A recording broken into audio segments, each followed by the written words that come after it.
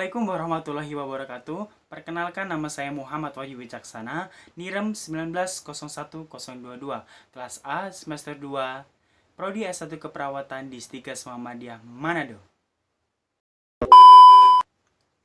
Kali ini saya dapat tugas lagi dari dosen terfavorit saya, yaitu tidak asing lagi kan, yaitu Bapak Roy Laya. Di sini saya diberikan tugas lagi yang berjudul Rule of Law, yang artinya supremasi hukum.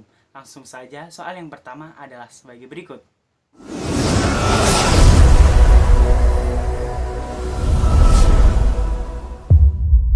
Jadi, Rule of Law itu adalah sebuah prinsip hukum yang menyatakan bahwa hukum harus memerintah sebuah negara dan bukan keputusan dari penjabat-penjabat secara individual. Itulah pengertian dari Rule of Law. Selanjutnya pertanyaan yang kedua.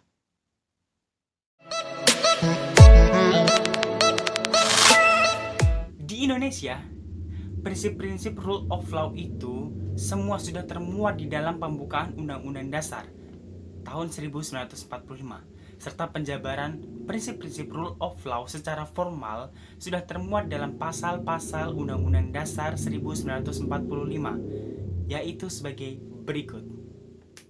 Yang pertama, negara Indonesia adalah negara hukum, pasal 1 ayat 3. Nomor 2, kekuasaan kehakiman merupakan kekuasaan yang merdeka untuk menyelenggarakan peradilan guna menegakkan hukum dan keadilan, pasal 24 ayat 1. Nomor 3, setiap warga negara bersama kedudukannya di dalam hukum dan pemerintahan dan wajib menjunjung tinggi hukum dan pemerintahan itu dengan tidak ada kecualiannya, pasal 27 ayat 1.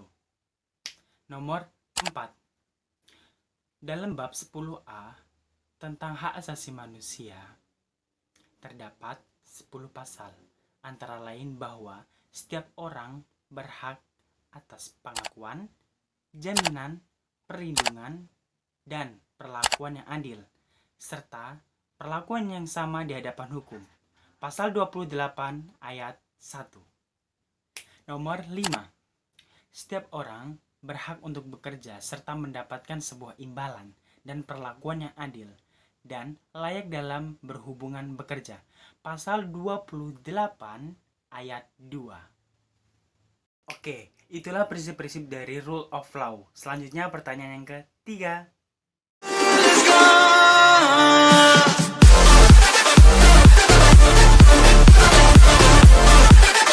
Pertanyaan ketiga di sini ditanyakan karena perbedaan Rule of Law dengan negara kekuasaan.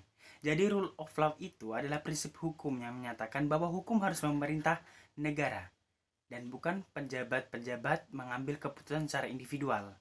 Dan selanjutnya, negara kekuasaan itu atau Maat State itu identik dengan pemimpin yang otoriter.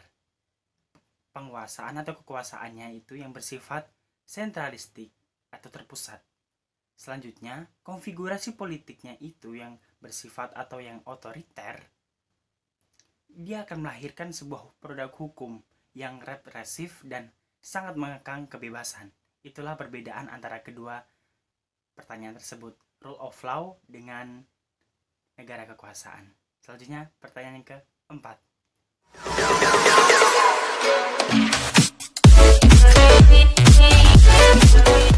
Jadi, negara Indonesia ini adalah negara hukum. Demikian bunyi pasal 1 ayat 3 Undang-Undang Dasar 1945. Setelah diamandemen ketiga disahkan pada tanggal 10 November 2001. Penegasan konstitusi ini bermakna bahwa dalam segala aspek kehidupan, dalam kemasyarakatan, kenegaraan, dan pemerintahan harus senantiasa berdasarkan atas hukum.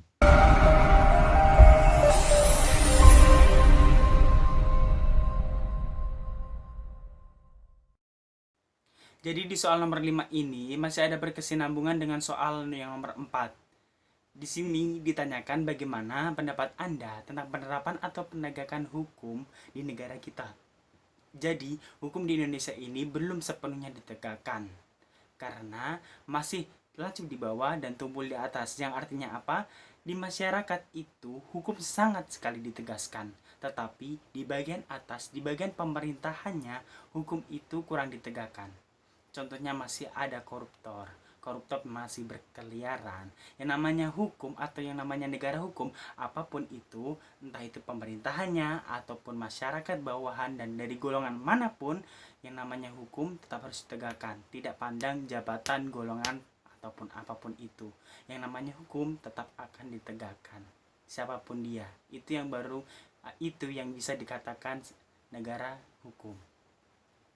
Itulah penjelasan tentang rule of law yang saya ketahui. Apabila ada kesalahan kata, mohon maaf yang sebesar-besarnya. Karena kebenaran hanya dari Allah semata dan kekurangan datangnya dari saya pribadi.